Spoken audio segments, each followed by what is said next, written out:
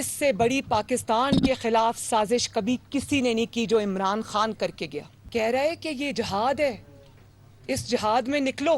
یہ جہاد نہیں ہے، یہ فساد ہے. اس فساد کو روکنا عین جہاد ہے. اس نے خود اعتراف جرم کیا کہ میرے لوگ مسلح تھے. کیا فرق ہے ایک دہشت گرد میں اور عمران خان میں؟ پی ٹی آئی کا مارچ مسلح تحریک. عمران خان گینگ کے لیڈر ہیں، ان میں اور دہشت گردوں میں کوئی فرق نہیں. چیئرمین تحریک انصاف نے شرکا کے مسلح ہونے کا اعتراف کر لیا. ان کا جہاد کا نعرہ فساد، اس فساد کو روکنا جہاد ہے. مسلح تحریک ہی چلانی ہے تو سیاسی جماعت کا نقاب چہرے سے اتار کر میدان میں آئیں. مریم نواز کا چیلنج.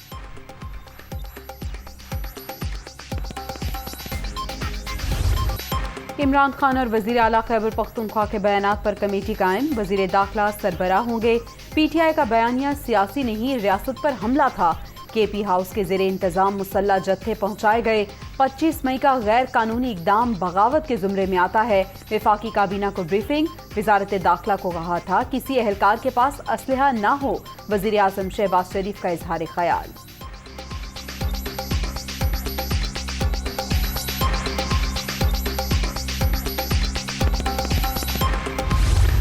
کارکنوں کے مسلح ہونے کے اعتراف کے بعد کسی ثبوت کی ضرورت نہیں. عمران خان 200% گولی چلانے کے ارادے سے آئے تھے. سپریم کورٹ کے فیصلے کی بھی توہین کی گئی. پی ٹی آئی کا مقصد جلسہ نہیں، انتشار پھیلانا تھا. ان کے خلاف مقدمہ درج اور سرغنہ گرفتار ہونا چاہیے. کس بلڈنگ میں کتنے لوگ تھے تعین کر رہے ہیں. رانا ثناءاللہ کی press conference.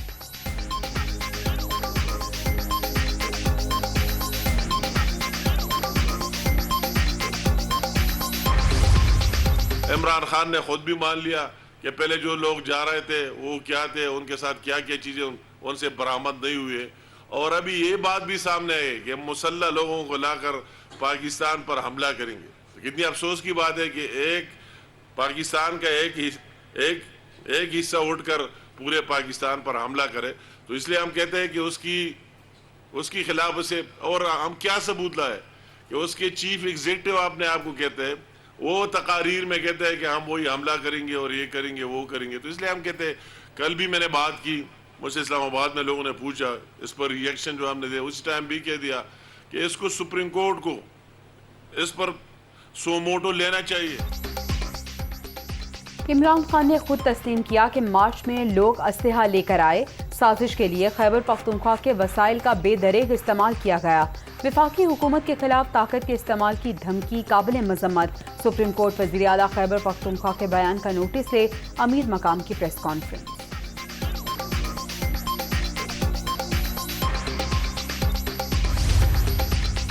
Fall of Imran in D چوک ہو چکا. توہین کے مجرم سپریم کورٹ سے کس منہ سے کیا مانگ رہے ہیں. فتنہ مارچ کی طرح عدالتی کندھا استعمال کرنے کی مذموم سازش بھی ناکام ہوگی. وفاقی وزیر اطلاعات مریم اورنگزیب کا دعویٰ.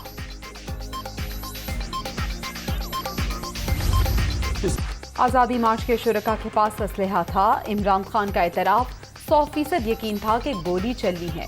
ہمارے لوگ بھی تیار ہو گئے تھے. احتجاج جانوں کے ضیاع کے خدشے پر ختم کیا. پی ٹی آئی چیئرمین کا انٹرویو.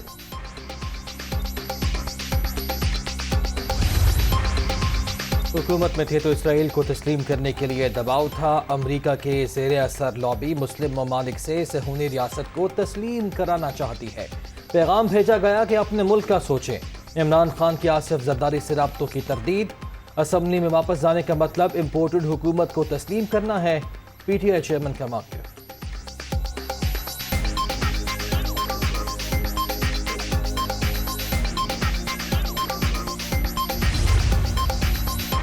احتجاج ہمارا آئینی حق ہے. تحریک انصاف کل سپریم کورٹ میں درخواست دائر کرے گی. لانگ مارچ کے دوران غنڈہ گردی کا مظاہرہ کیا گیا. ویڈیوز انٹرنیشنل ہیومن رائٹس کو بھجوا رہے ہیں. فواد چودھری کی press conference.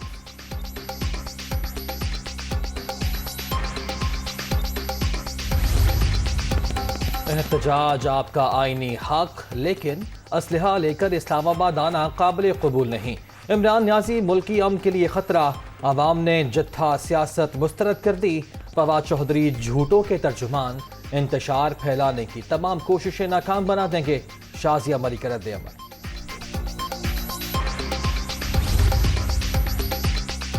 P T I के लॉन्ग मार्च से गायब अहम नाम सामने आ गए। फहरिस्त इमरान खान को भिजवा दी गई। 20 वजीर और MPA आराम करने खैबर पख्तूनख्वा हाउस चले गए थे। शौकत यूसुफजई, कामरान बंगश, मुश्ताक गनी, तुफैल अंजुम, हुमायूं खान, इब्राहिम खटक और दीगर शामिल।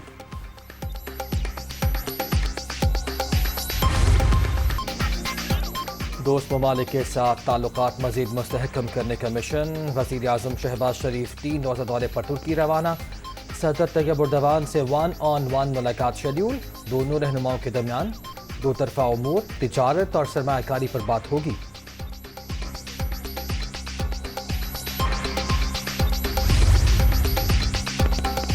पाकिस्तान और तुर्की के ताल्लुकात सियासी तब्दीलियों से बालातर। दोनों ममालिक 7 दहाइयों से एक दूसरे के शाना बशाना खड़े हैं। बरादर मुल्क के सरमायाकार पाकिस्तान में वसी मौके से भरपूर फ़ायदा उठा सकते हैं। वज़ीर आज़म शहबाज शरीफ का तुर्क न्यूज़ एजेंसी को इंटरव्यू।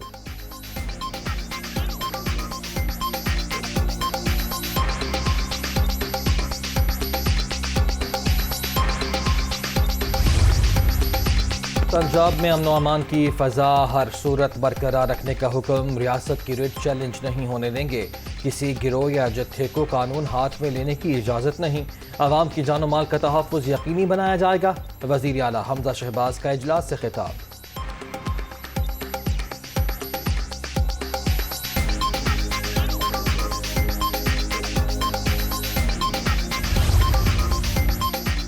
पंजाब की 8वीं काबीना का नोटिफिकेशन जारी। सलमान रफीक, मलिक अहमद खान, राना मोहम्मद इकबाल वजीर बन गए।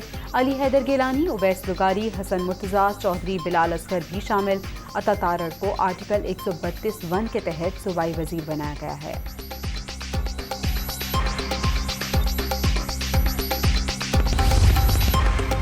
परवेज़ इलाही का तहरीक इंसाफ की कौमी असम्बली से इस्तीफों पर नजरसानी। लॉन्ग मार्च की फौरी तारीख न देने का मशवरा। PTI ईवान से बाहर आकर अपने लिए मजीद मुश्किलात पैदा करेगी। पार्लियामेंट के अंदर और बाहर भरपूर अपोजिशन करनी चाहिए। आफ लीग रहनुमा और शाह महमूद कुरैशी की मुलाकात की अंदरूनी कहानी दुनिया न्यूज़ पर।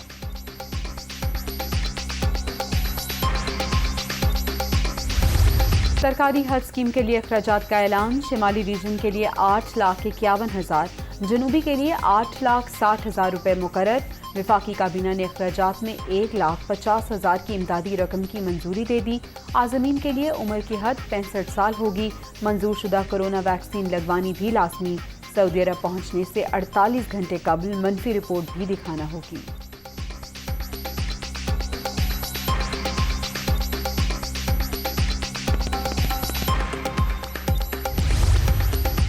आज ऑपरेशन का 6 जून से आगाज़। पहली परवाज़ इस्लामाबाद से मदीना मुनव्वरा जाएगी।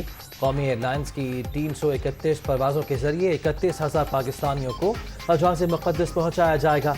कराची, लाहौर, मुल्तान और कोयटा से भी फ़्लाइट्स शेड्यूल।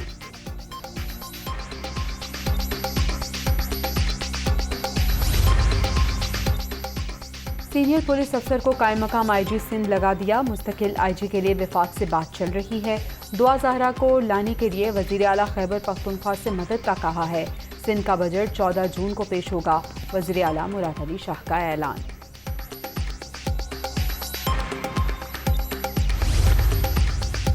कराची के शहरियों के लिए अच्छी खबर। रेस्क्यू 1122 का इफ्तिताह। पहले मरहले में 7 स्टेशन पर 50 एम्बुलेंसेज इस्तेमाल की जाएंगी। हाईवे पर हर 50 किलोमीटर के फासले पर सर्विस मुयस्सर होगी।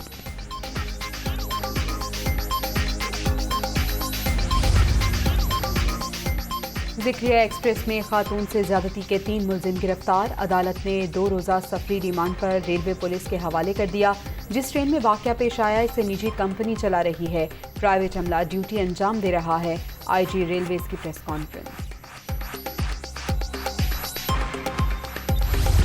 महंगाई के मारे आवाम को एक और झटका। बिजली 3 रुपये 99 पैसे यूनिट महंगी। नेपरा ने मंजूरी दे दी। कीमतों में इजाफा माहाना फ्यूल एडजस्टमेंट कीमत में किया गया। सार्फिन पर 51 अरब रुपए से जायद का इजाफी बोझ पड़ेगा।